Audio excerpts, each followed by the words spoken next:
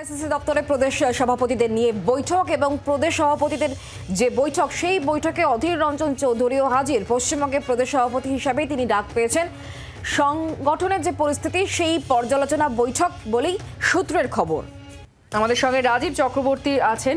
রাজীব, প্রথমত একটু জানতে চাইবো এই বৈঠক সম্পর্কে, আর দ্বিতীয়ত যে প্রশ্ন যে প্রদেশ সভাপতি হিসেবে অধীর চৌধুরী আছেন কি নেই, যে একটা টালবাহানা বা একটা হ্যাঁ নায়ের মাঝখানে পরিস্থিতি দাঁড়িয়েছিল, সেখান থেকে এটা কি প্রমাণিত হচ্ছে যে তিনি প্রদেশ সভাপতির দায়িত্বে আছেন?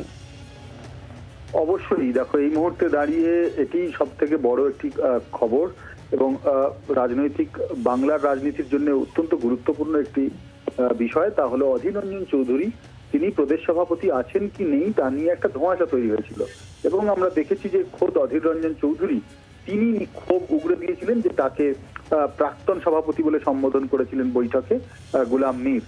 তারপরে কিন্তু কেসি বেণুগোপাল তাকে বৈঠকে ডেকেছেন ফোন করে এবং আজকে সারা দেশের সমস্ত রাজ্যের প্রদেশ সভাপতিদের নিয়ে বৈঠক চলছে। সেই বৈঠকে অধীর রঞ্জন চৌধুরীও ডাক পেয়েছেন সভাপতি হিসেবে এবং তিনি বৈঠকে যোগ দিয়েছেন। আর এর ঠিক 2-3 দিন আগেই আমরা জানি রাহুল গান্ধী তিনি অধীর চৌধুরীর সঙ্গে কথা বলেছেন এবং বাংলায় রাজনৈতিক কর্মকাণ্ড বাড়ানোর কথা বলেছেন। সব মিলিয়ে যেটা বোঝা যাচ্ছে যে অধীর রঞ্জন চৌধুরী তিনি এখনো প্রদেশ সভাপতির পদে বহাল রয়েছেন এবং রাজ্যের যে দায়িত্ব, সাংগঠনিক দায়িত্ব তার ঘাড়েই রয়েছে। ধন্যবাদ।